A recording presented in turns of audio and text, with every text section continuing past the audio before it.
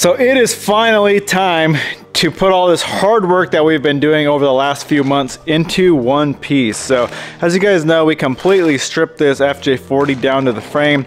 We did a ton of suspension work, a ton of modifications to the frame. We had this thing sandblasted and I repainted the frame. We rebuilt the axles, did lockers, 538 gears, the whole works on the front and rear 1-ton axles for this thing. Now it's time to put this chassis together. So the goal is I want to get this thing completely together in this video. For sure want to get axles, coilovers, all my suspension links, all the steering on, everything to do with this chassis together, and I want this thing sitting on its own weight. So I couldn't be more excited to see this thing together in one piece. Now that it's all painted, we did a bunch of Cerakote work, it's all looking good. The last time we had it together, everything was completely full of rust, so it is going to look so amazing. I am so excited to get this thing together.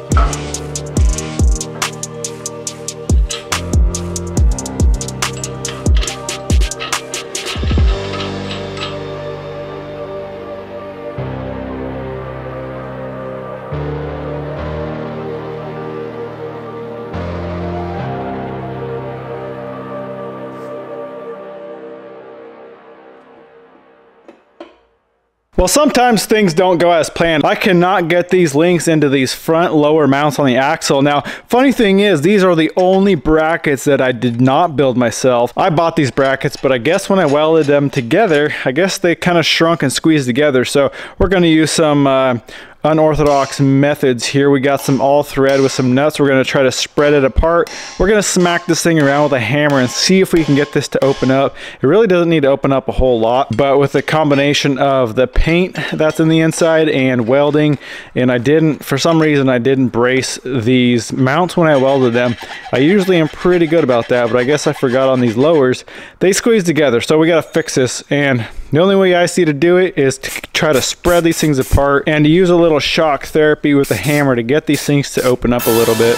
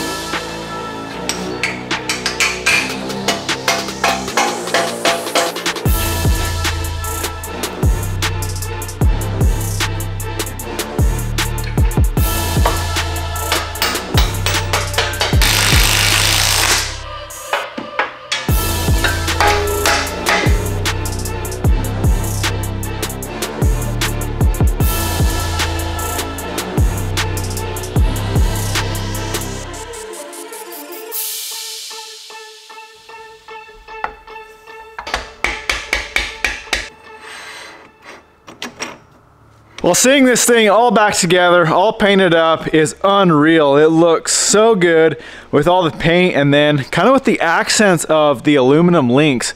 It looks freaking amazing. So I'm absolutely stoked with it. I want to throw the motor tranny in, and I want to rebuild the cross member because you guys know when I originally built this thing, I clocked that transfer case up and it was clearing the problem, but that was having issues, so I clocked it back down to factory, and it was kind of just a temporary fix. I notched out this cross member. I don't like that at all, so we're gonna remake that. The only problem is I have these brackets for the inside of the frame here that kind of tie in these two links together.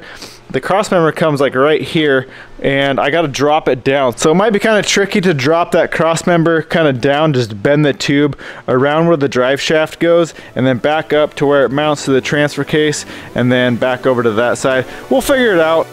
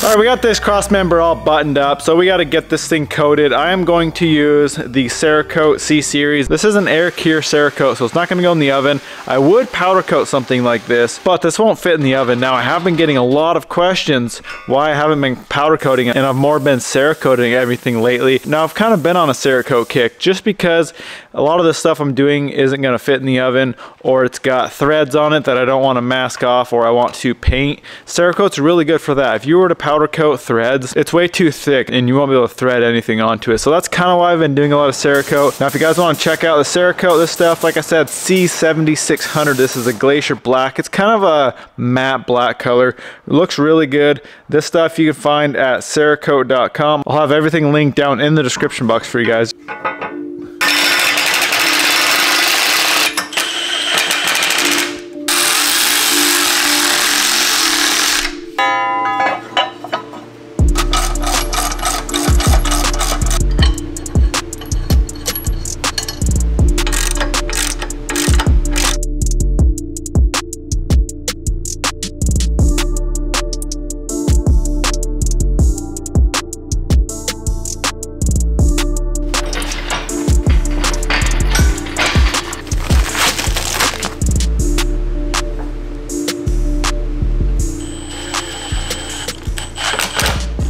Damn, what a feeling this is. Having this thing at this point it feels so good. Now we do have an absurd amount of work we still have to do on this thing with the cab, the interior, exterior of the cab, all the rust removal, but just getting this project to this point, it feels so good. This thing has been so much work so far. I mean, you guys know if you've been watching the videos, I mean, everything on this frame is custom. We even cut it apart, widened it. Every bracket that's on this, every tube I bent, every bracket I built this cross member, bumper. I mean, everything I have built by myself. So it feels really good to have this thing sitting on all 4 tires, engine, transmissions in. Cross member it turned out really good. We have probably about 1 inch of clearance now with the drive shaft. Now I wanted to give it a little bit extra clearance just because if I ever want to upgrade to 1350, this is a 1310, which I don't know, people say it's gonna hold fine, but I don't know. If I have issues with it someday, you could put a 1350 on it, which probably has a little bit bigger cardan joint here, so I want to give it a little bit extra clearance there, but other than that, we are looking good. We got our brackets on here, everything's tied together, everything's bolted together, looking so freaking amazing. Well folks, I'm gonna call it a day. Right now we got a ton more work to do to this thing. I think next video what I want to tackle is I want to start with body work. Now we got a ton of rust to remove on the body. We got the whole rear sill is rusted out, the quarter panels are rusted out, which isn't a huge deal to me because we moved this rear axle back so far. Now we need to kind of cut a new wheel well that's farther back. So either way, we would have had to do a ton of work there. So I'm gonna completely cut the quarter panels out, cut the rear sill out, replace all that. Also, rocker panels are pretty rusty. There still is some patches over like half of the rocker panels, so we got to cut those off and see the extent of the rust. I'm sure it's going to need some rocker panels. I might just buy full rocker panels because they kind of come in and sit into the door where the door seals, and it's kind of, I don't really have the tools to actually bend sheet metal around that radius and everything. So I may buy some body panels for this, but some of it we're gonna build, some we're gonna buy. I don't know, we'll see. Maybe I'll end up building it all, who knows. But either way guys, I hope you enjoyed this video. I'm stoked we are at this point in this build. It's been a long time coming. I hope you're as excited as I am to see this thing sitting on all 4 wheels now. Well anyways guys, go smash that thumbs up button, comment, subscribe. We'll catch you in the next video.